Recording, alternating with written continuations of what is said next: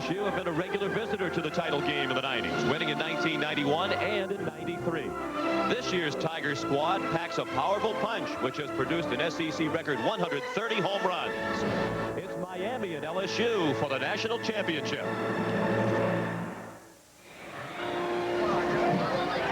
CBS Sports welcomes you to the College World Series and Rosenblatt Stadium in Omaha, Nebraska, where once again this year attendance records have been set at the College World Series.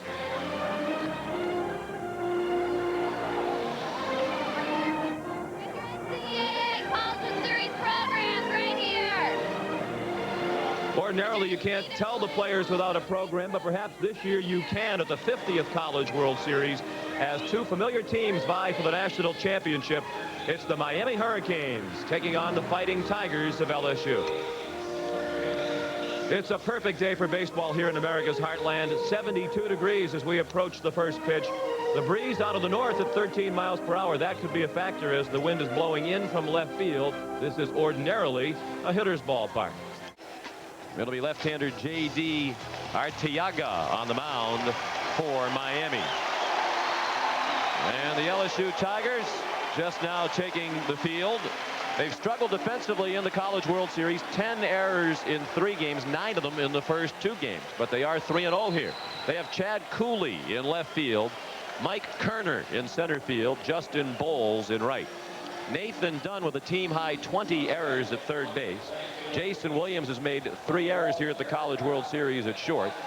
Warren Morris at second base. Eddie Furness at first. And Tim Lanier is the battery mate of today's starting pitcher for LSU, making the most important start of his life to this point. Junior Kevin Shipp from Pride, Louisiana.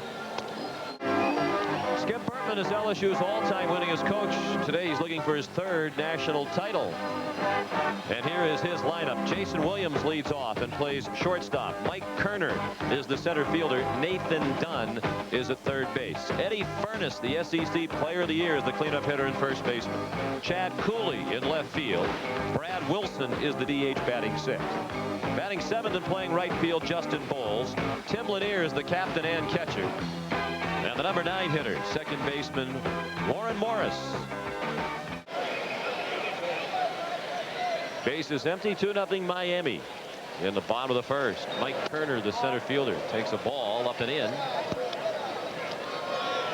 Mike's hitting .312 for the year.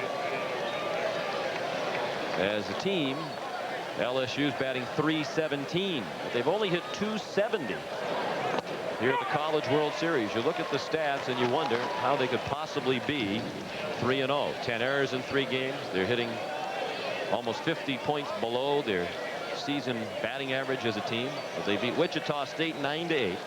And a pair of wins over Florida, 9-4 and 2-1 to eliminate the Gators on Thursday. The first time LSU had ever won a College World Series game when they scored fewer than 5 runs.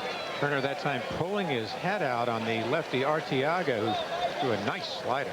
Catcher sets up outside. A little looper, and Cora can't get it. It's just out of his reach.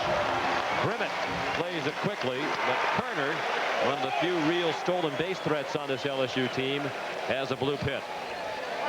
Koerner looks so bad on the pitch before. Now this time, see, he keeps his shoulder in, just flicks the bat, throws it into left center, and is on at first. And he's 23 of 25 in stolen bases. LSU doesn't. The less sweet spot you have. Throw to first. Koerner's back. Skip Bertman says if Koerner runs, he has to make it. That's his attitude about stolen bases. He's not a big fan of the stolen base. He's a big ball manager this year, he says. He plays for the big inning, much like Earl Weaver did. Hasn't always played it that way, but throughout the first 3 games. Grimmett lines it to center. Mike Koerner had trouble judging that ball as it was knocked down by the wind, and his lunging catch ends the inning. After an inning and a half of the College World Series, Miami leads 2-0. To Mike Koerner, who lobbed a single into center in the first. The only hit LSU had prior to this inning. And Arteaga Started in with strike one. Second and short in a good double play combination position. Arteaga's been much more effective against the Tiger left-handers than the right-handers. Strike two, 0-2.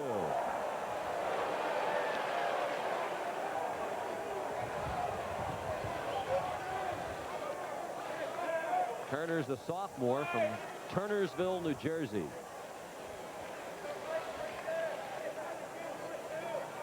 See, with an open stance, much tougher to hit that outside pitch. That's a hanger ripped to the right, a base hit. Lanier has scored, and they hold Morris at third. And now they have two men standing on third base. Gargiulo, the catcher. And they apply the tag. Now a throw to second, and just safe at second is Koerner, who hit the ball in the right field. Mike Bianco threw up a late stop sign, but with nobody out, he didn't want to take a chance making an out at the plate. He made the right play. But Williams ran up the back of Warren Morris, and they both wound up at third base. Koerner hits a tight slider over the plate. Now, I thought this was a good chance for 2 runs to score. Rivera with a good arm, but not a great arm. Held at third. Now LSU makes a base running mistake they can't afford to make. Gargiulo, good job. Nice accurate throw, forcing the runner to stop. He runs out of the baseline. That's why he's out. Cora with a presence to throw to second, too late. Shaking his head, saying we can't afford to make this kind of mistake. We're going to have control problems. Nathan Dunn, the batter. Go-ahead run still in scoring position. As Koerner alertly moves to second. There's a long drive to center. Grimmett on the run. Just in front of the warning track to make the catch. Both runners tag. Morris on to score the tying run. 2-2 the score on a sacrifice fly by Nathan Dunn. Koerner to third on the play. Chopped hits are a little boobler. And having trouble with the breaking pitch. There it is. The RBI that gives him 103 for the season. The school and conference record, and more importantly to Eddie and the Tigers, the lead here in the national championship game as Koerner scored from third. It's 3-2 LSU. He's 1 for 2, a single and a walk. Here's Mike Koerner, 2 for 2, 2 singles, 1 to center, 1 to right. He knocked in a run with his single to right in the third. We talked about the emotion of this game. It's going to be a roller coaster, the proverbial roller coaster for both teams. Both of them battling back and forth. Action in the bullpen behind Arteaga. Saw Lázaro Gutierrez, the left-hander who helped the right field line umpire Bob Jones with that foul ball call. Clint Weibel still throwing down there. Those two pitchers are throwing to each other. Gargiulo threw down to first. Williams back safely. 5-3 Miami. They just scored 3 times in the top of this inning, the 5th, to give Arteaga the lead again. Take a look at that center fielder playing towards left center. That's where they're going to try to get him out.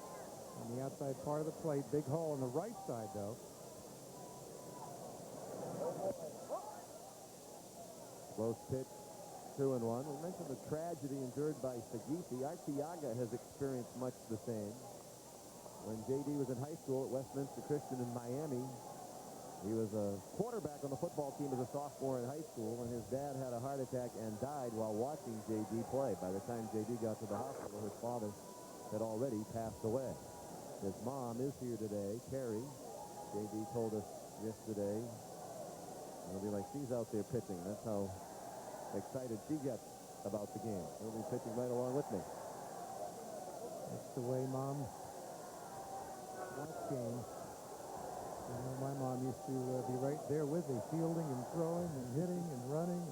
It's really tougher on the family and close friends than it is. At least when you're playing, you're out there and you have some sort of ability to release the tension. But when you're in the stands, you love somebody as much as these families love these young men. The pressure is excruciating.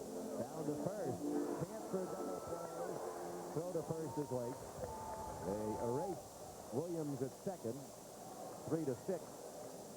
And safe at first on the fielder's choice is Koerner with 1 out. Let's take a look at this chop ball. Marcin's a good job. Now see, that's almost an illegal block going into second base. And Koerner was complaining about that as Williams ran off the field. And I was literally just punched over a little bit, and he still jumped over. We just talked about the roll block. We want to go back to the catch because right now that looms as the biggest play of the ball game. Cooley's attempted catch, and the ball hit by Koerner and was ruled no catch. 2 runs scored on the play. The runs made the difference in the ball game. The 0-2 to Dunn. Outside, throw to first, not in time. I'm going to read to you the definition of a catch right out of the college baseball rule book. Catch, the act of a fielder in getting secure possession in his hand or glove of a ball in flight and firm unintentional release. That alone verifies, Steve, what you were saying. That's not a catch. The runner goes to pick the ball at the stolen base. Koerner with the steal. His first of the ball game and his 24th to lead the team this season. He's 24 of 26. LSU stealing off of Arciaga. That's the one problem he has because of his delivery to home. Another good play, good throw by Gargiulo, but just too late. LSU, as we... All they've tried to do is bunt. They've loaded the bases, and now a big swing and a long drive by Burrow. Deep left center. Way back and caught on the warning track. Mike Koerner the catch. 1 run scores. All the runners move up. Burrow went into a home run dance. I think he thought when he hit it, it was a grand slam. He was prancing down the first baseline. It's a sac fly and an RBI for Burrow. And balance at the plate. That's toward the gap in left center, and a long run for Koerner, who made the running catch. And another run scores to Miami. Trim it in from third as the throw goes to third, and it's 7-3 Hurricanes. Rivero with his first RBI of the ball game. Back-to-back sacrifice flies to center for Miami. This is a very good catch. He really has to track it all the way. The ball's tailing from him. Koerner gets the ball back in and holds the runner at second base.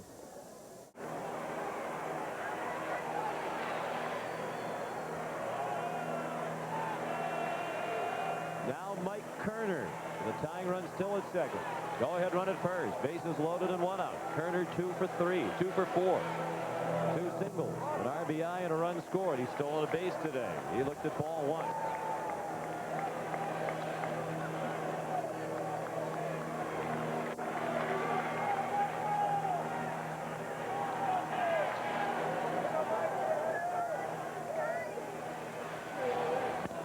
Foul ball, 1-1.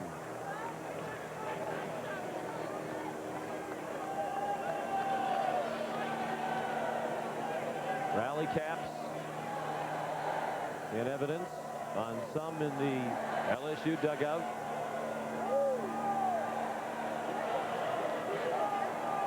They trail 7-5 in the 8th.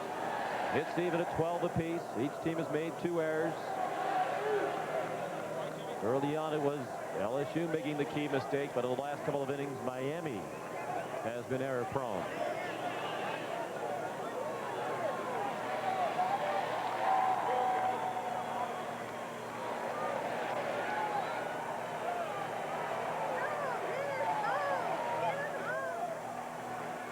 The 1-1 pitch.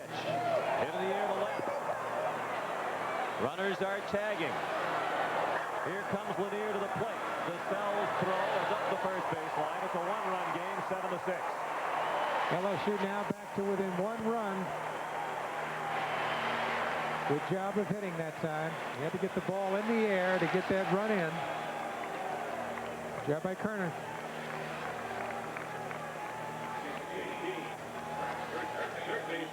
Got to make sure the ball touches the glove. Need almost perfect timing, and he does. Gets a good jump.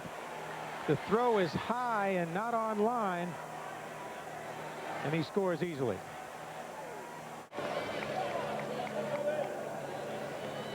Middle third of the order coming up for Miami. Rivero, DeSelle, and Marcinzik. 2 balls and a strike on Rivero, the senior right fielder. With LSU's rally and now tying the score, they put the pressure on Miami because LSU is the home team. In the air in center field, still retreating Koerner. We've seen outfielders take strange paths to fly balls today because the wind is really boxing the ball around.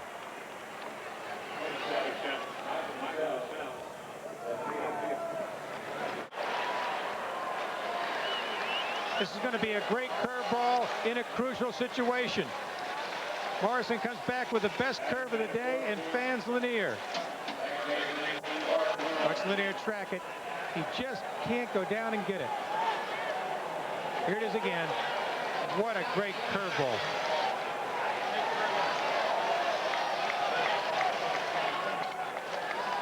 Now Warren Morris hits a deep drive down the right field line. That ball is gone! LSU wins the College World Series on a home run by Morris.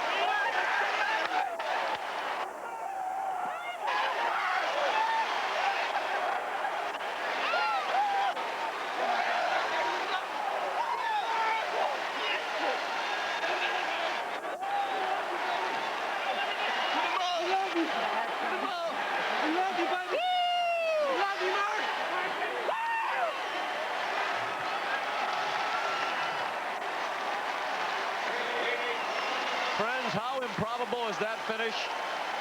That's the first home run of the season for Warren Morris in 76 at-bats. He's the young man who had hand surgery in April and was back a month later. And here's why he made every effort to come back. The inspirational leader of this Tiger team takes a good curveball and hooks it into the bleachers in right field. A great hitter rises to the occasion to win the national championship. He went down and got it. Hands and eyes all in synchronization. He knows it's gone.